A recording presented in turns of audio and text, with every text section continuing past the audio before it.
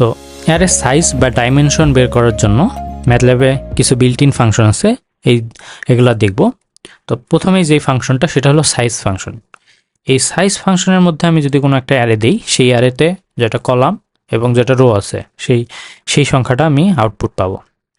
প্রথমে রো কয়টা আছে সেটা দিবে এবং তারপরে কলাম কয়টা আছে সেটা। তো এটা যদি দেখি, আমি এখানে একটা ম্যাট্রিক্স নিছি জাস্ট র্যান্ডম ভেরিয়েবলের। তো এটার আমি রো সংখ্যা আর কলাম সংখ্যাটা বের করে নেব। তো এটা হলো সাইজ ফাংশনে এ যদি দেই, তাহলে এই যে এখানে রো আছে 3টা, কলাম আছে 3টা, এটা দিচ্ছে। বা আমি যদি চেঞ্জ করে দেই, এখানে রো কলাম দুইটাই সেম,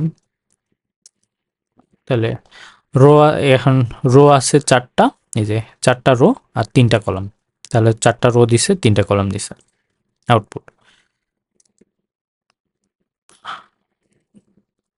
আরেকটা ফাংশন আছে, সেটা হলো লেন্থ ফাংশন।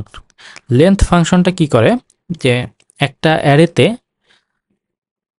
রো সংখ্যা অথবা কলাম সংখ্যা তার মধ্যে যেটা বেশি সেইটা জাস্ট আউটপুট দেয়। যদি রো বেশি হয় তাহলে রো এর সংখ্যাটা আউটপুট দেয়, আর যদি কলাম সংখ্যা বেশি হয় তাহলে কলামের সংখ্যাটা আউটপুট দেয়। তো এখানে যদি আমি লেন্থ ফাংশন ইউজ করি তাহলে কিন্তু আমি আউটপুট পাবো, এই যে রো সংখ্যা যেহেতু বেশি তাহলে আমি 4 আউটপুট পাবো, LENGTS। তো এখানে যদি এ দিই, তাহলে এই যে আউটপুট পাচ্ছি 4।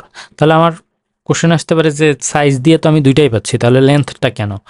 লেন্থটাই ইউজ হয় বেশিরভাগ ক্ষেত্রে যে ভেক্টরের হলো লেন্থ কতটুকু সেটা বের করার জন্য। তাহলে যাকে আমি একটা বি নিলাম, এটার মধ্যে 1 2 4 3 4 এই ভ্যালুগুলো নিলাম।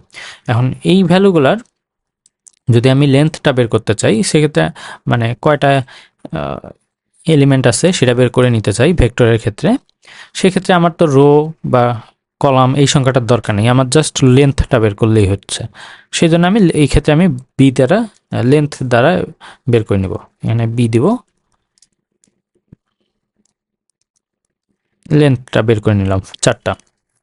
আর সাইজ ইউজ করলে আবার আমার সাইজ যদি ইউজ করি সেক্ষেত্রে আমার এই বিটা এখানে আমাকে আবার এই দুইটা ভ্যালুর মধ্যে কলাম নাম্বারটা নিতে হবে।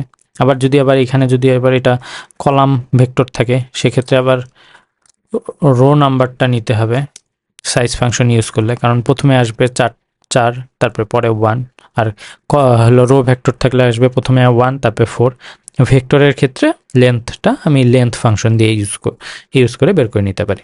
আর যদি ম্যাট্রিক্স হয় সেক্ষেত্রে তো রো আর কলাম দুইটা সংখ্যাই দরকার হয়, তো সেটা আমি বের করে নেব এইভাবে।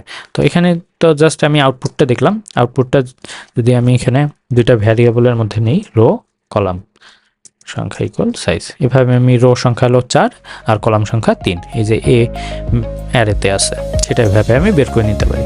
এরপরে এই রো সংখ্যা কলাম সংখ্যার উপর ডিপেন্ড করে অনেক অপারেশন করা হয়, সেই জন্য এই ফাংশনগুলো ইম্পর্ট্যান্ট।